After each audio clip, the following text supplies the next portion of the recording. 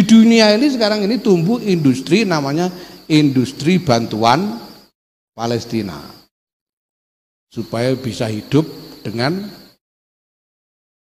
mengelola bantuan untuk Palestina. Gini caranya, ini sudah praktek yang dilakukan di semua berbagai belahan dunia.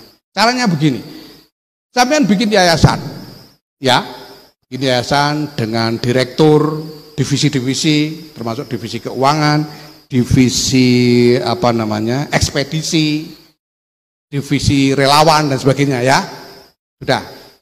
Lalu tetapkan gajinya. Berapa gaji direktur, berapa gaji manajer keuangan, berapa gaji manajer ekspedisi, dan tetapkan gajinya. Fair aja, tetapkan gajinya. Pantasnya berapa? Ya. Dah. Lalu galang dana dari masyarakat. Kalau sampean bisa sebulan dapat katakan 1 miliar dana dari masyarakat yang 200-300 juta buat bayar gaji, selebihnya kirim ke Palestina. Tidak korupsi, Pak. Tidak ada korupsi, sah. Lah kamu kok dapat 50 juta setiap bulan gaji kok? Gaji, sah. Ya, nah ini yang belum punya kerjaan-kerjaan ini bisa dipraktekkan nanti ya. Jadi gitu caranya, enak. Kirim aja. Sekarang bagian ekspedisi, bagian relawan, semuanya butuh biaya. Harus dibiayai, duit dari mana? Kalau enggak dari penggalangan dana. Nah, saya tidak tahu ini nanti disalurkan kemana, tapi nanti pasti masuk di dalam manajemen itu. Dan ini sudah menjadi industri besar. Ini kan ada wilayah-wilayah yang renes, ada yang enggak pakai renes. Indonesia ini enggak pakai renes saja nih gitu. Yang renes itu bangsa Inggris, Kanada itu renes. Jadi penggalangan dananya bisa dapat besar sekali. Makanya para pengelola itu bisa jadi miliarder di sana itu. Tapi tidak masalah karena nggak ada korupsi, nggak ada korupsi. Ya. Tapi bisnis ini hanya akan bertahan hidup selama orang Palestina masih menderita. Kalau orang Palestina sudah sejahtera, bisnisnya mati. Itu masalahnya. Ya. Nah, kemarin banyak orang nanya, saya tahu di media sosial, mana takut gitu kan. Dari kemarin. Ya saya betah-betahkan aja, sudahlah enggak apa-apa. Kemarin juga sudah dipisui, masa sekarang kaget gitu. Tidak ada masalah gitu. Nah, kenapa ya? Karena saya sedang berikhtiar untuk lebihan ini tadi, yang belum ini. Ini saja baru rintisan. Ini saja baru rintisan.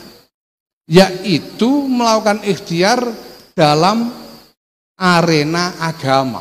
Karena ini bukan hanya masalah politik, bukan hanya masalah militer, tapi masalah agama. Tahun 2002 Gus Dur itu datang di forum seperti saya tadi. Dan di dalam diskusi dengan rabi-rabi Yahudi itu ada rabi Yahudi yang usul, namanya David Rosen. Yang kemudian mewawancarai saya pada tahun 2018 kemarin. Di acara yang sama. Namanya David Rosen. David Rosen ini usul supaya di dalam seluruh upaya perdamaian Israel Palestina ini ditambahkan satu elemen yang selama ini tidak pernah diperhitungkan. Yaitu elemen agama. David Rosen usul begitu. Lalu Gus Dur komentar, ini usul yang bagus. Tetapi kita harus ingat bahwa di dalam masing-masing agama itu sendiri ada masalah yang lebih dulu harus diselesaikan sebelum agama bisa berkontribusi untuk perdamaian. Kalau kita ini masih meraja wajib membunuh orang Yahudi, ya bagaimana kita mau mendamaikan? Kalau orang Yahudi masih merasa berhak menjajah orang non-Yahudi, bagaimana agama Yahudi bisa mendamaikan?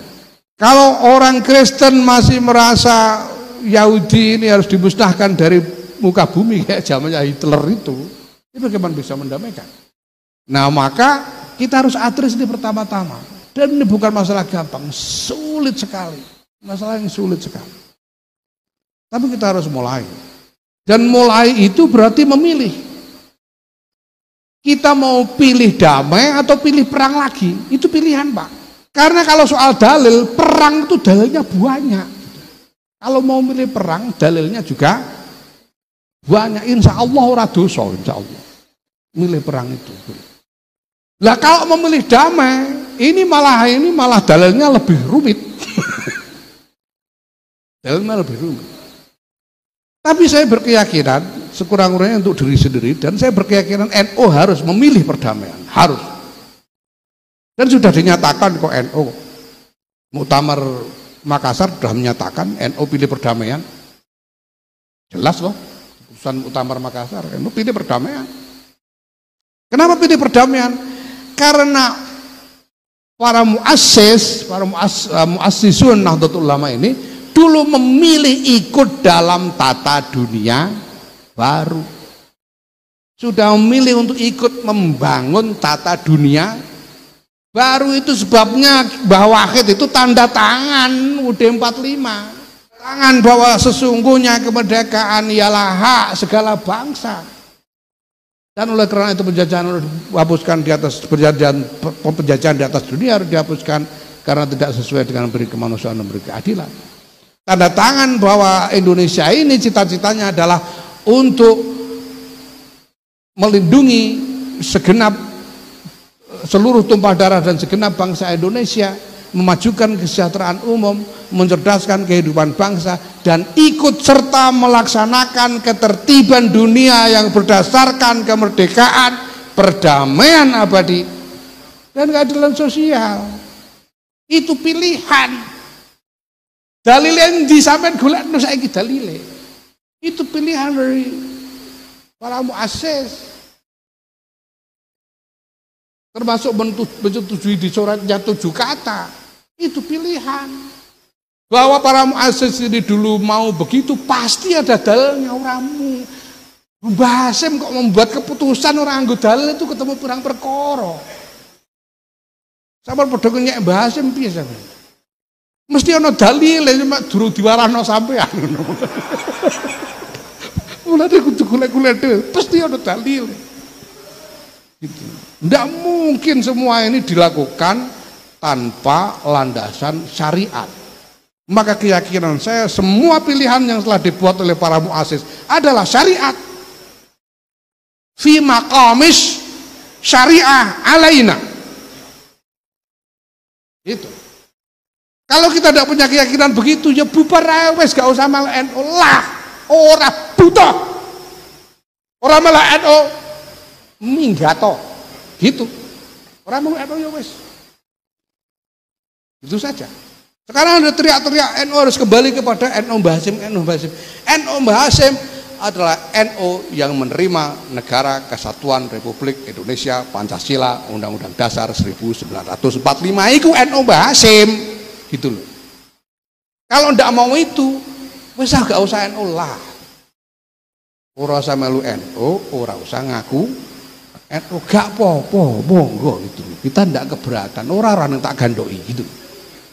Nah, konsekuensi dari semua ini bahwa landasan mafhum dari pilihan-pilihan itu adalah bahwa para muassis kita ini sudah mengambil sikap untuk ikut serta membangun tata dunia baru. Ndak balik ke tata dunia lama sebelum Perang Dunia Pertama. Ndak mau. Kita bangun yang baru. Belum jadi sekarang ini, belum jadi yang baru ini. Jangan salah.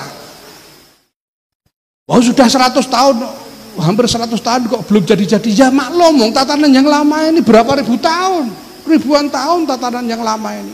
Dan baru diruntuhkan kira-kira 100 tahun. Inisiasi untuk memulai konseptualisasi dari visi tata dunia baru itu baru dimulai sesudah Perang Dunia Kedua, itu baru visi, belum jadi. Sampai hari ini belum selesai. Nah, pilihan Nahdlatul Ulama apa? Pilihan Nahdlatul Ulama adalah ikut berkontribusi untuk menyempurnakan tata dunia baru ini, yaitu tata dunia yang menjamin kesetaraan di antara setiap manusia terlepas dari perbedaan latar belakang apapun. tata dunia yang menjamin keadilan yang sejati, tata dunia yang harmonis didasarkan kepada rahmah, tata dunia yang didasarkan kepada akhlakul karimah. Itu yang kita inginkan. Ini bukan hanya soal konflik dari hari ke hari. Ini bukan hanya soal saling balas pernyataan. Apalagi cuma dianggap konflik antara cebong dengan kampret, atau kadrun dengan apa sebelahnya itu sekarang, kadrun dengan cebong. Bukan hanya soal itu. Ini bukan hanya soal konflik senjata hari ke hari. Yang sekarang yang belum dikerjakan, dan ini keyakinan saya adalah inspirasi dari apa yang disampaikan oleh Gus Dur pada waktu itu, bahwa kita perlu bergerak pada arena agama ini. Bahwa karena konflik ini salah satu akar utamanya adalah agama, maka kita harus melakukan sesuatu dari titik tolak agama. Titik tolak agama itu gimana? Bahwa agama ini harus kita kembalikan pada pesan utamanya, yaitu rahmah. Rahmah Islam jelas.